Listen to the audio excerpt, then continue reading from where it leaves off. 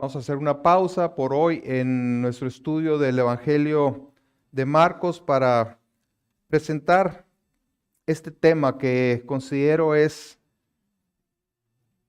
muy oportuno para el inicio de este nuevo año.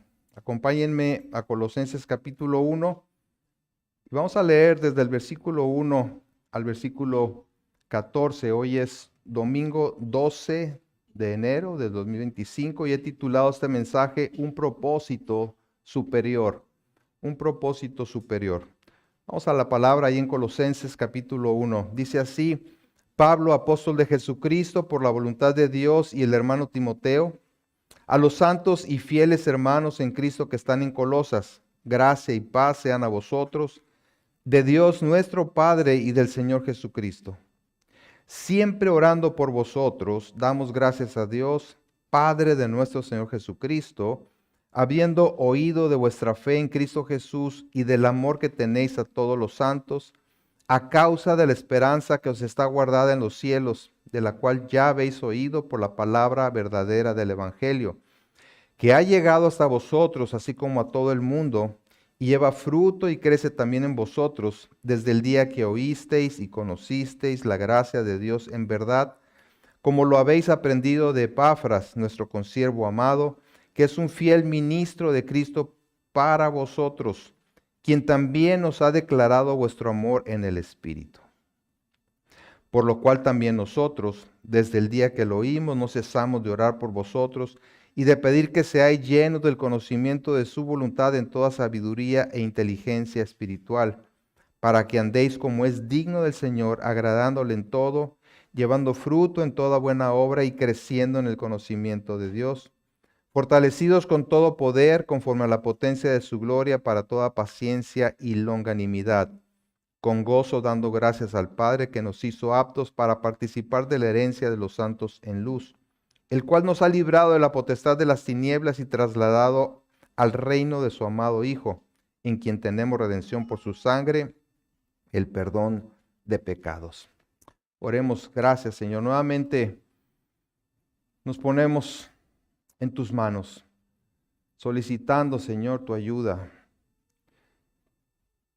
no solamente para comprender, sino para aplicar en nuestra vida tu palabra. Tu palabra es verdad, Señor, y a través de ella tú nos instruyes, tú nos enseñas, tú nos corriges, tú nos exhortas, tú nos disciplinas. Señor, ayúdanos a atender tu palabra, atenderte a ti a través de escuchar y responder a tu palabra. Te lo pedimos por Cristo nuestro Señor. Amén.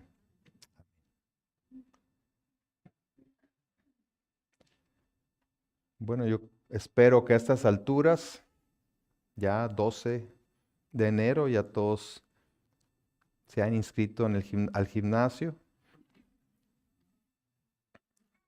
Por ahí ya ven que pues empiezan a fluir las bromas acerca de estos propósitos, ¿no? Y por ahí me llegó una que dice promoción en un gimnasio, ¿no? Promoción, plan de un solo día. Incluye 4 selfies en el área de pesas.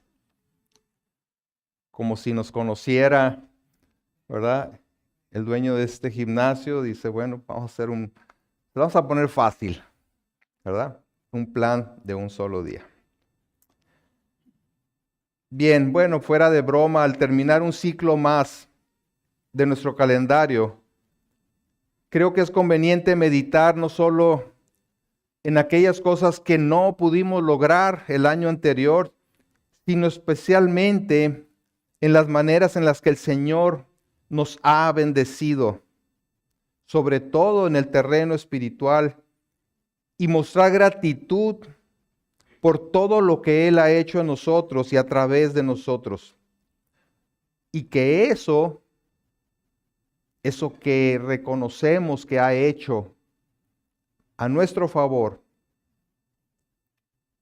sirva como punto de partida para lo que nos proponemos en el nuevo año estableciendo metas significativas, especialmente en cuanto a nuestro crecimiento espiritual. No podemos quedarnos como estamos.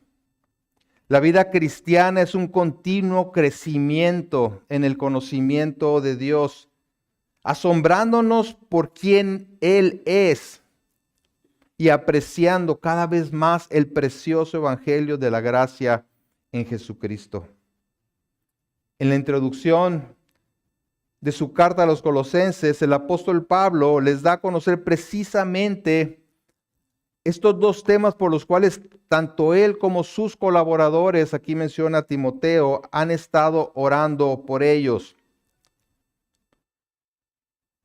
Gratitud, da gracias a Dios, versículos 3 al 8, por lo que ha hecho en ellos.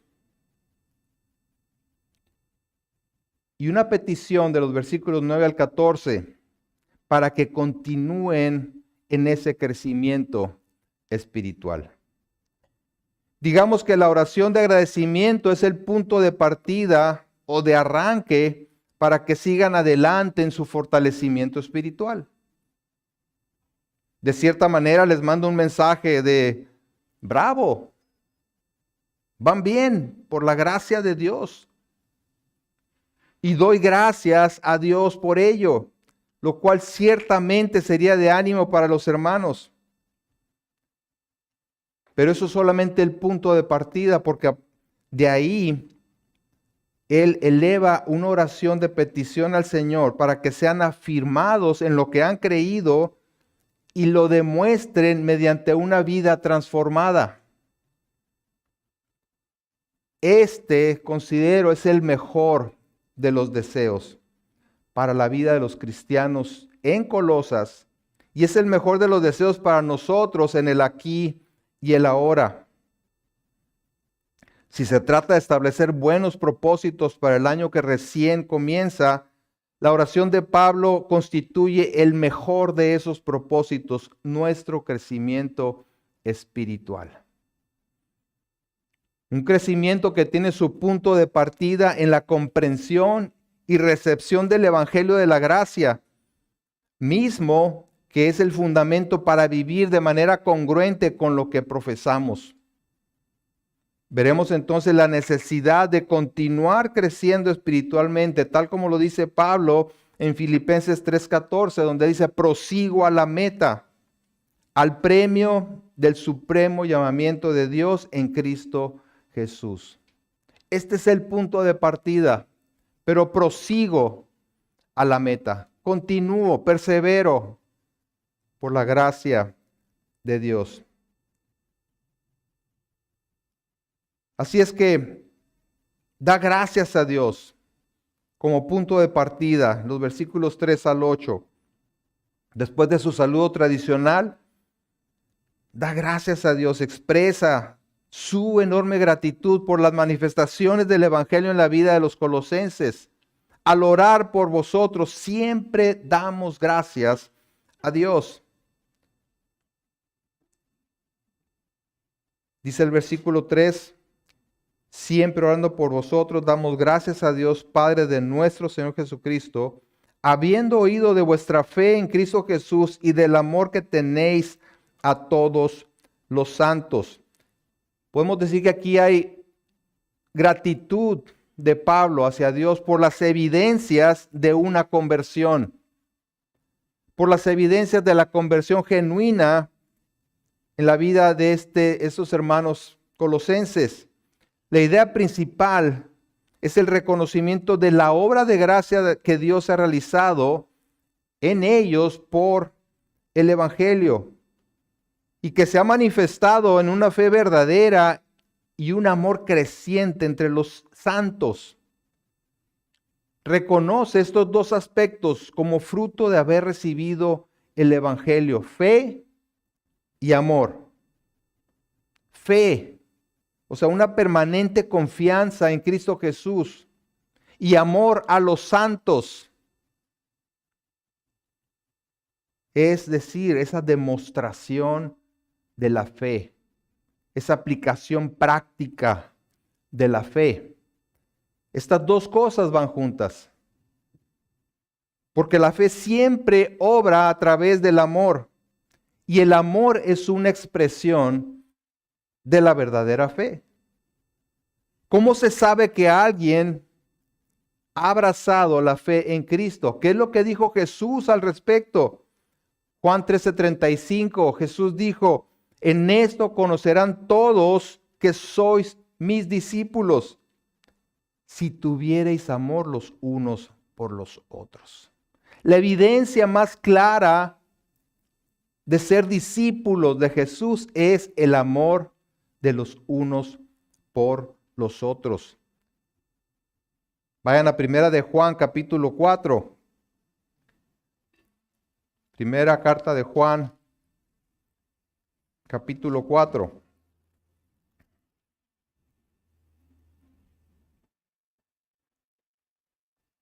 El versículo 20 de Primera de Juan 4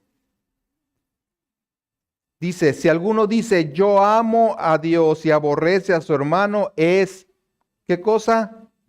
Mentiroso. Pues el que no ama a su hermano a quien ha visto, ¿cómo puede amar a Dios a quien no ha visto? Y nosotros tenemos este mandamiento de él, el que ama a Dios, ame también a su hermano. Pablo da gracias a Dios porque la evidencia, una clara evidencia de la conversión de estos hermanos era precisamente el incremento del amor entre ellos. ¿Y qué es lo que ha causado este cambio en los colosenses? Dice el versículo 5, a causa de la esperanza que os está guardada en los cielos, de la cual ya habéis oído por la palabra verdadera del Evangelio, que ha llegado hasta vosotros, así como a todo el mundo, y lleva fruto y crece también en vosotros desde el día que oísteis y conocisteis la gracia de Dios en verdad. O sea, es el poder transformador del Evangelio lo que había realizado el cambio en ellos. La esperanza en Cristo es lo que los ha motivado o lo que ha motivado a los cristianos colosenses a vivir para Él y a incrementar el amor de los unos por los otros. Y la esperanza cristiana no es tan solo un buen deseo, como cuando decimos, espero que me vaya bien este año.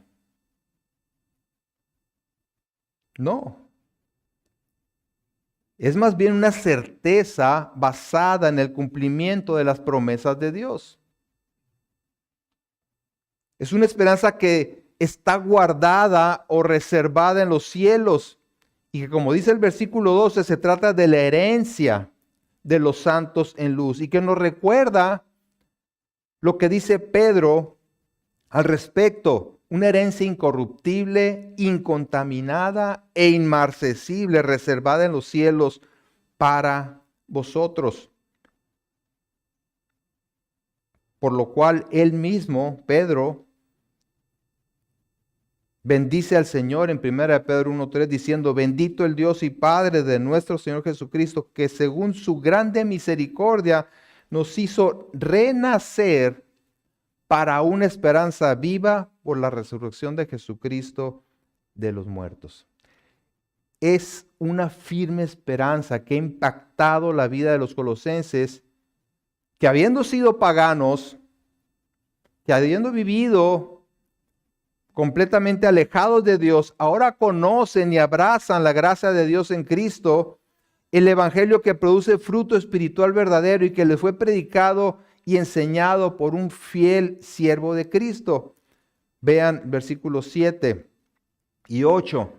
Como lo habéis aprendido de Epafras, nuestro consiervo amado, que es un fiel ministro de Cristo para vosotros, quien también os ha declarado vuestro amor en el Espíritu.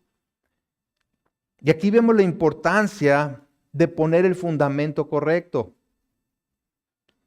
Este siervo de Dios, a quien Pablo se refiere como un consiervo amado y fiel ministro de Cristo, había sembrado la palabra verdadera del Evangelio, la cual había producido un gran cambio en los colosenses y cuyo fruto era evidente y creciente. De manera que el cambio en los colosenses se debía a la esperanza de su salvación como una certeza, como una seguridad en la obra única y suficiente de Cristo que correspondía a la palabra verdadera del Evangelio. Más adelante, ahí en su misma carta a los Colosenses, en el 1:27, Pablo dice: a quienes Dios quiso dar a conocer las riquezas de la gloria de este misterio entre los gentiles, que es Cristo en vosotros, la esperanza de gloria.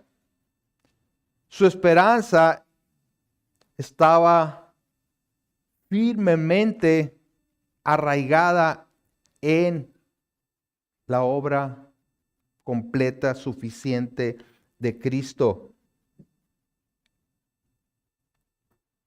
Y eso los impulsaba a vivir llevando fruto espiritual. Así también es esa certeza de nuestra salvación por la gracia de Dios en Jesucristo, lo que fortalece nuestra fe y aumenta nuestro amor por los hermanos, capacitándonos para una vida de continua santificación. En 1 Juan 3:3 dice: y todo aquel que tiene esta esperanza en Él, o sea, en Cristo, se purifica a sí mismo, así como Él es puro. Vemos aquí que Pablo, junto con sus colaboradores, dan gracias a Dios por el efecto del Evangelio en los colosenses, que los ha fortalecido en la fe y el amor de los unos con los otros. Pero reconoce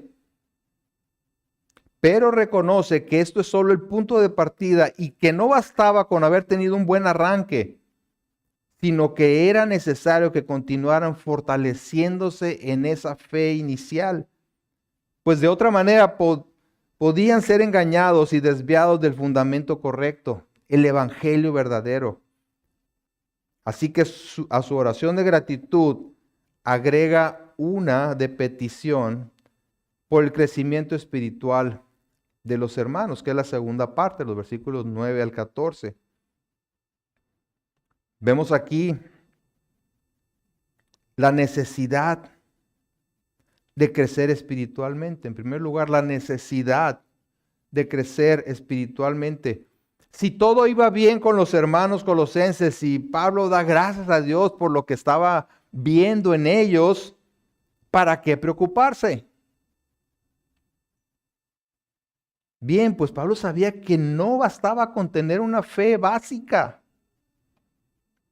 sino que debían profundizar en el conocimiento de la voluntad de Dios. Dice el versículo 9, por lo cual también nosotros desde el día que lo oímos no cesamos de orar por vosotros y de pedir que seáis llenos del conocimiento de su voluntad en toda sabiduría e inteligencia espiritual. Y el conocimiento al que se alude aquí no es un conocimiento abstracto o teórico.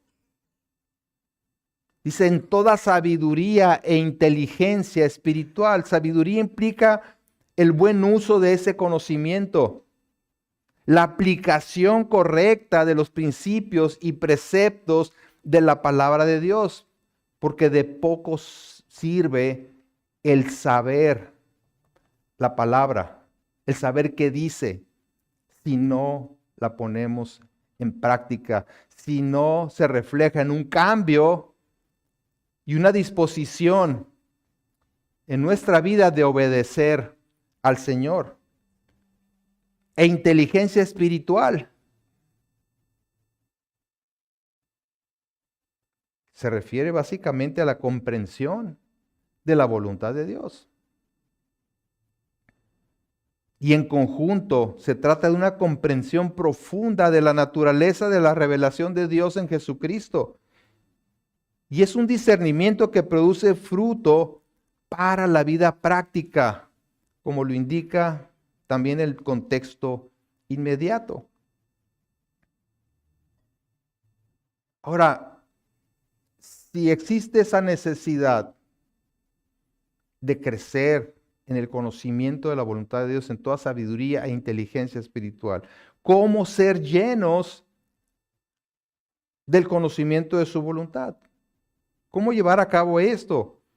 En base a lo que ha dicho antes, podemos decir que este conocimiento fluye de meditar en la palabra verdadera del Evangelio. ¿En qué habían sido instruidos los colosenses? En la palabra verdadera del Evangelio. Y más adelante en la misma carta, Pablo explica una manera en la que se obtiene esta llenura. Dice en Colosenses 3:16, la palabra de Cristo more en abundancia en vosotros. No, pues es que yo ya sé la palabra. Ya leí una vez la Biblia completa. ¿Sí? Aquí dice que la palabra de Cristo more en abundancia en vosotros. Ahora que estuvimos allá en Oregon, comprendí mejor lo que significa llover en abundancia. Sí. Aquí tenemos sol en abundancia, ¿verdad? O sea que llueve y llueve y llueve y llueve. ¿Sí? A eso se refiere, que la palabra de Cristo sea vertida continuamente en ustedes, dice Pablo, enseñándoos y exhortándoos unos a otros en toda sabiduría, cantando con gracia en vuestros corazones al Señor con salmos e himnos y cánticos espirituales. Esto es fundamental. Y en esta iglesia local, procuramos poner en práctica esto cada vez que nos reunimos, orando con la palabra, cantando la palabra, leyendo la palabra y exponiendo la palabra. ¿Sí? Si se dieron cuenta, 2 de los cantos de hoy fueron prácticamente salmos cantados, Salmo 100 y el Salmo 150. ¿Sí? Y los que no son un pasaje específico de la palabra son cantos que exaltan las virtudes de Dios y al Señor Jesucristo. Entonces, es necesario llenarnos del conocimiento de la voluntad de Dios, pero además de que lo hagamos aquí, cada vez que nos reunimos, es necesario que cada uno de ustedes lo complemente por su cuenta a través del estudio y meditación de la palabra diariamente, no semanalmente, ¿sí? Sino diariamente.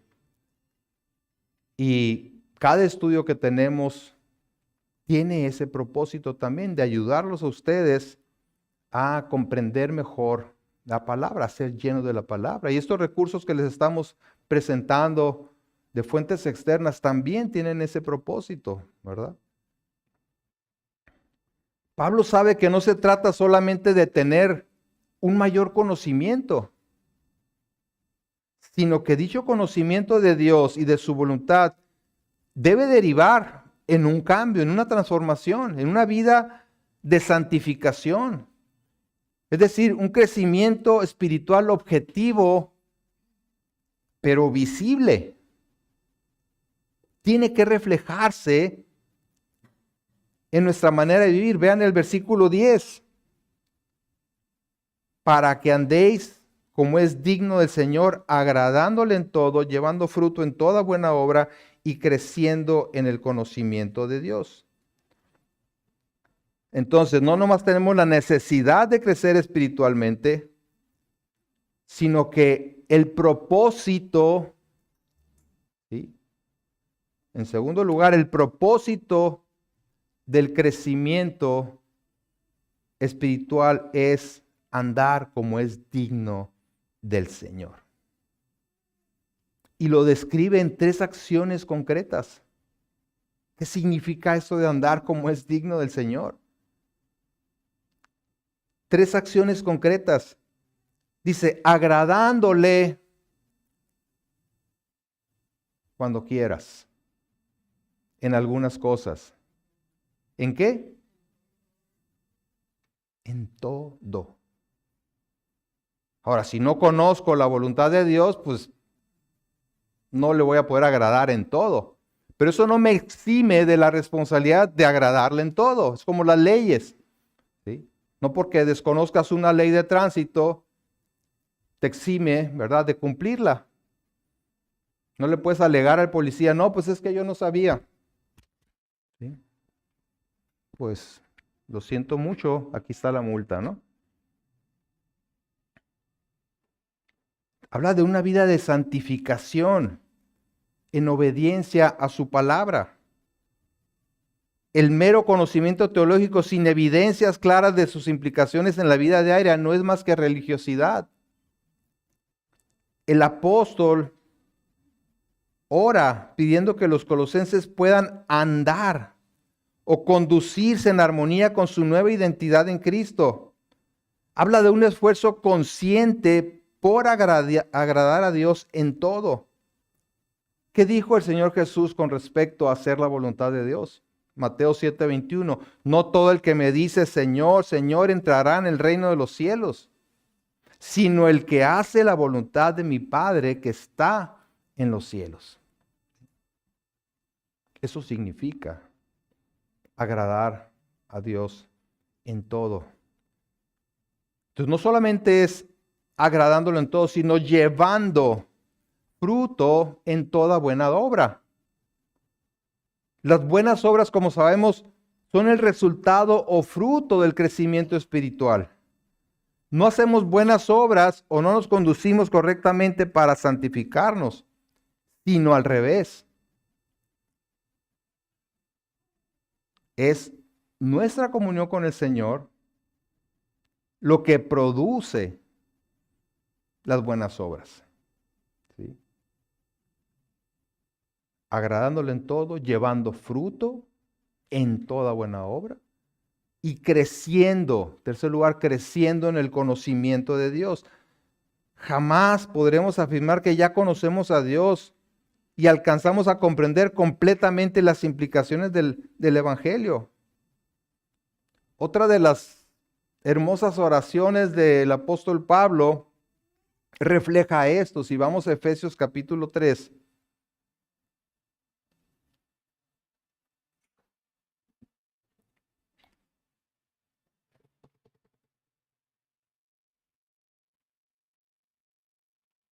Regrese un poquito ahí, Efesios capítulo 3.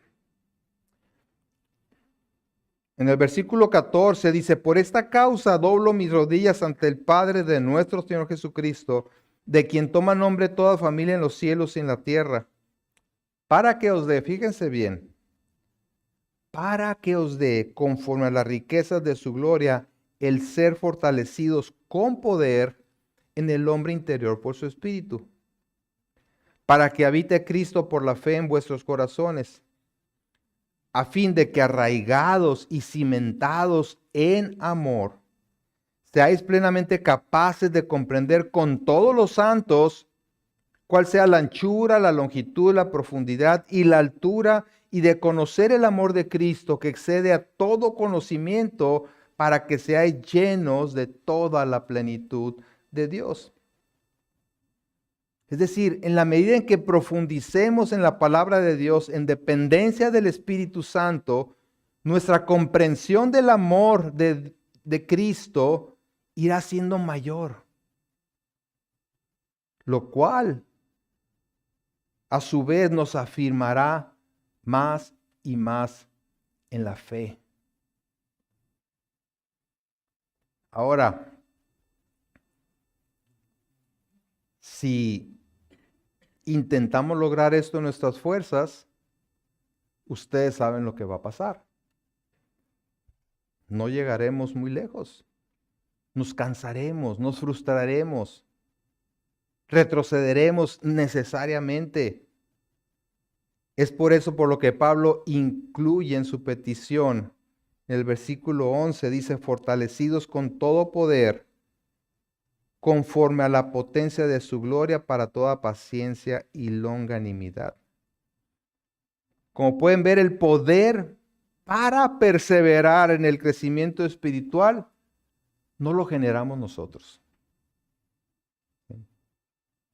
Viene de Dios. E insisto, por eso muchas veces no perseveramos.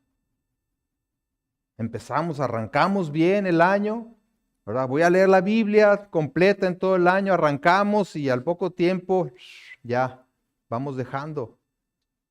Voy a reforzar mi vida de oración y arrancamos y al poco tiempo dejamos. Y así cada aspecto de nuestra vida espiritual. ¿Por qué? Porque lo hacemos en nuestras fuerzas. Porque no estamos dependiendo del único y suficiente poder que viene del Señor. Y está hablando, fíjense bien, está hablando de un poder ilimitado para vivir como es digno del Señor. Dijo alguien que cuando un multimillonario da algo de sus riquezas, ¿verdad?, para una buena causa, bien podría estar dando muy poco. A veces escuchamos que tal multimillonario dio tanto para tal causa, pero puede ser que eso que da es nada, ¿verdad?, comparado con toda su riqueza. Pero si dona en conformidad con sus riquezas, la cantidad será muy distinta. Y el Espíritu Santo no solamente da sino que da en conformidad con su poder. ¿Sí? Así es que tenemos un poder ilimitado que a veces menospreciamos y queremos hacer las cosas por nosotros mismos. Y con eso no llegamos ni a primera base, ¿verdad? Debemos acudir a la fuente de poder para perseverar en el crecimiento espiritual, desarrollando paciencia, dice aquí, y longanimidad. ¿Qué es esto? ¿Sí? La paciencia o perseverancia es la gracia de poder permanecer firme, resistir o perseverar con valentía a pesar de todas las dificultades. En Hebreos 12, versículo 1 y 2 dice, tenemos una clara ilustración, ahí tenemos una clara ilustración del significado de esta palabra. Somos llamados a correr con paciencia. Se puede traducir también con perseverancia la carrera, teniendo como ejemplo a Jesús, quien sufrió la cruz. Y estas dos palabras, paciencia y sufrir o padecer, tiene la misma raíz en el original. En ambos casos está hablando de no tirar la toalla, esa capacidad para perseverar. Y la longanimidad o macrotumia en el original es la capacidad para esperar sin reaccionar de manera negativa. Habla de tolerancia extrema. Dios es longánime con nosotros. Nos ha tolerado de manera excesiva. ¿Sí? Se distingue de la paciencia o perseverancia principalmente en el hecho de que la longanimidad tiene que ver con las personas y no las circunstancias. En resumen, Pablo ora para que los hermanos vivieran en la llenura del Espíritu de tal manera que perseveraran en su crecimiento espiritual. Y para hacerlo, es muy importante tener la actitud correcta. No solamente ir a la fuente de poder, sino tener la actitud correcta. Vean el versículo 12, la primera parte dice, con gozo dando gracias al Padre. ¿Sí? ¿Cómo corremos la carrera de la fe? Con gozo dando gracias al Padre. Esta habla de la actitud correcta. ¿Por qué? Por la gran bendición de haber sido salvados. Y esto lo expande en los siguientes versículos. Pablo conoce la gran importancia de una actitud correcta ante los enormes beneficios recibidos por causa del Evangelio de la gracia. Había dado gracias por la salvación de los colosenses. Y ahora dice que es importante que mantengan una actitud, ¿verdad?, de gratitud hacia Dios para su crecimiento espiritual. Y una persona que no ha comprendido bien las buenas nuevas de salvación, que lo toma a la ligera, será susceptible no solamente de desistir ante las circunstancias adversas, sino también será vulnerable a caer en diversos errores doctrinales.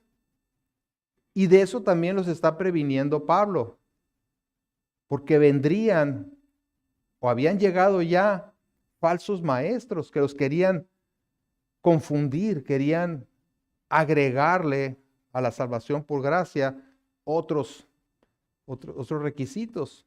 ¿Sí?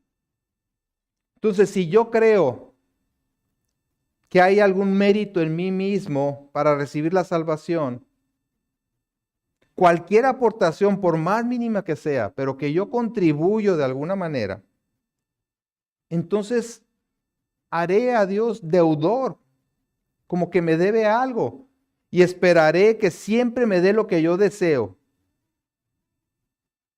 que me regrese algo. Y si no lo obtengo, ¿qué pasa? Me decepciono y tiendo a alejarme de Él. Señor, pero si te he servido con tanto esfuerzo. ¿Sí? Eventualmente eso me alejará de Dios. Ahora, ¿cuáles son las razones para dar gracias a Dios? Ahí las menciona en los versículos del 12, la segunda parte del 12 al 14. Dice que nos hizo aptos para participar de la herencia de los santos en luz, el cual nos ha librado de la potestad de las tinieblas y trasladado al reino de su amado Hijo, en quien tenemos redención por su sangre, el perdón de pecados. El fundamento, la base para el crecimiento espiritual es el Evangelio. Expresado aquí de esta manera, y se nos hizo aptos. Es decir, nos ha hecho competentes para participar de su herencia. Y es claro que esta competencia es un asunto de gracia soberana, por el puro afecto de su voluntad y que no tiene nada que ver con el mérito humano. Una herencia, como ustedes saben, es un regalo, es una dádiva y no es un derecho o algo que uno se gana. Es Dios quien hace dignos a aquellos que en sí mismos no son dignos y quien los capacita de esta forma para participar de su herencia. Y la herencia de los santos quiere decir la herencia de los que han sido apartados por Dios y para Él por la fe en Cristo. Los creyentes redimidos y que ahora están consagrados a Dios. Son los que han sido, como dice enseguida, librados de la potestad de las tinieblas y trasladados al reino de su amado Hijo. O sea, nos hizo aptos, ¿verdad?, para recibir la herencia. Y dice, nos ha librado. ¿De qué? ¿Sí? De la tiranía de Satanás, de la esclavitud del pecado. ¿Para qué? Para trasladarlos al reino de luz en Jesucristo. Se trata de un cambio de reino. Y si se trata de un cambio de reino, es un cambio de rey también. ¿Sí? De servir al príncipe de la potestad de las tinieblas a ponerse al servicio del amado Hijo. ¿Y qué es lo que sucedió para hacer posible las bendiciones descritas como herencia, liberación y traslado a un nuevo reino de luz? Dice que el versículo 14, en quien tenemos redención por su sangre, el perdón de pecados. Nos rescató pagando por nuestros pecados. Y aquí Pablo básicamente resume la obra de salvación en Cristo. Fue necesario que Cristo derramara su sangre para pagar por nuestro rescate. Pues la Biblia dice que sin derramamiento de sangre no hay remisión de pecados y que la paga del pecado es la muerte. Y esa es la esencia de la obra redentora de Jesús, que siendo inocente sacrificara su vida como pago por los pecados de todos los que crean en Él. Y es muy importante que observen que este es un hecho realizado. Y Pablo lo está presentando como un hecho realizado. ¿En quién? En todos los cristianos genuinos. Dice, nos ha librado, nos ha trasladado, nos ha redimido. Es algo que ya se efectuó. Quiere decir que tanto los cristianos colosenses como todo cristiano pertenecen a un nuevo reino, al reino de luz del Hijo de Dios, el Señor Jesucristo, por su sacrificio vicario. Sí, la posesión plena de la herencia aún está reservada para el futuro, reservada en los cielos, ¿verdad? Para el futuro. Sin embargo, la salvación ya es de todo aquel que por la gracia de Dios ha depositado su fe en Cristo como su Salvador y Señor. De aquí cabe la pregunta: ¿lo reconoces tú como tu Señor, como tu Salvador? ¿Reconoces que has pecado contra Dios y que mereces la condenación en el infierno? ¿Crees que Jesucristo es Dios el Hijo que se hizo hombre para vivir la vida justa que tú no podías vivir y siendo sin pecado se ofreció voluntariamente para morir en tu lugar?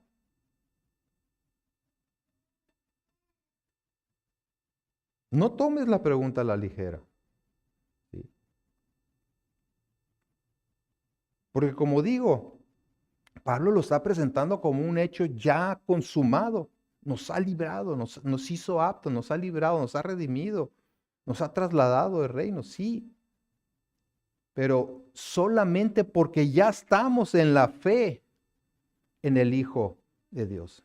Si tú no estás todavía en la fe, si no has creído en Él como tu Salvador y Señor, no, estas bendiciones no son tuyas. Entonces arrepiéntete y ve delante del Señor, pidiéndole perdón y reconociendo que necesitas su salvación y que esta solamente puede ser por medio de Jesucristo y la obra que Él llevó a cabo en la cruz.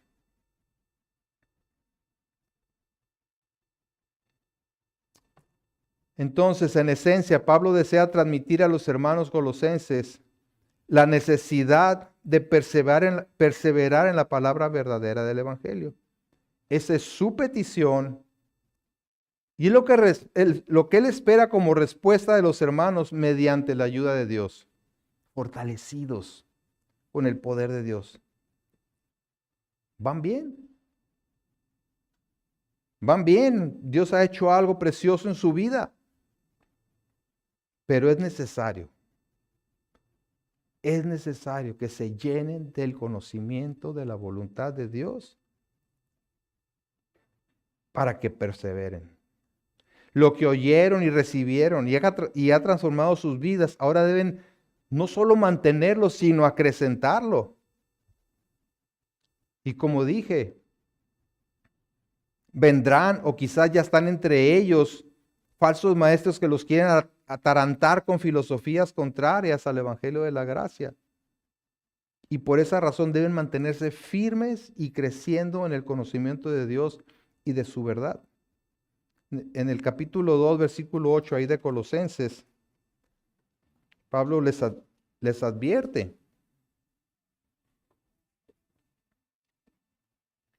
Mirad que nadie os engañe por medio de filosofías y huecas sutilezas, según las tradiciones de los hombres conforme a los rudimentos del mundo y no según Cristo. Porque en Él, o sea, en Cristo, habita corporalmente toda la plenitud de la deidad. Y vosotros estáis, ¿qué? Completos en Él, que es la cabeza de todo principado y potestad. Es en esta verdad en la que deben perseverar. Ustedes, les dice Pablo, están completos en Él. Él es la cabeza de todo principado y potestad. Están completos en Cristo. Y eso, queridos hermanos, tanto en Colosas como aquí en Mexicali, es algo realmente maravilloso. Es algo hermoso. Oremos entonces para que la abundante gracia de nuestro Señor, por su gracia, cada uno de nosotros podamos continuar creciendo en el conocimiento de la voluntad de Dios para vivir de acuerdo con nuestra nueva identidad en Cristo, llevando mucho fruto, no solo en cuanto a la santificación personal, sino participando en la proclamación del Evangelio de la gracia a toda persona y en todo lugar. Un fruto de santificación que nos lleva a dar un fruto también en el evangelismo. Oremos, Padre, gracias, gracias Señor por que a través de esta carta, estas palabras, tú nos animas a reconocer lo que tú has hecho en nosotros por tu pura gracia. Y a reconocer que necesitamos de ti para continuar afirmándonos, Señor, en tu verdad, de tal manera que podamos vivir como es digno de ese llamado que tú nos has hecho, de esa vocación a la cual tú nos has llamado. Señor, gracias por la salvación tan preciosa que tú nos concedes y por el poder ilimitado por tu Espíritu Santo para perseverar en la carrera cristiana. Bendice, Señor, a cada uno de tus hijos aquí presentes. Dales de tu sabiduría, poder y gracia, Señor, para seguir siendo fortalecidos, afirmados y establecidos en tu verdad. Y oramos también por aquellos que aún no responden al Evangelio, para que tengas misericordia de ellos, Señor, y tu palabra traiga convicción de pecado, de justicia y de juicio, y los guíe al arrepentimiento y a la salvación que es en y solamente por Jesucristo. Todo eso para tu gloria pedimos. Amén.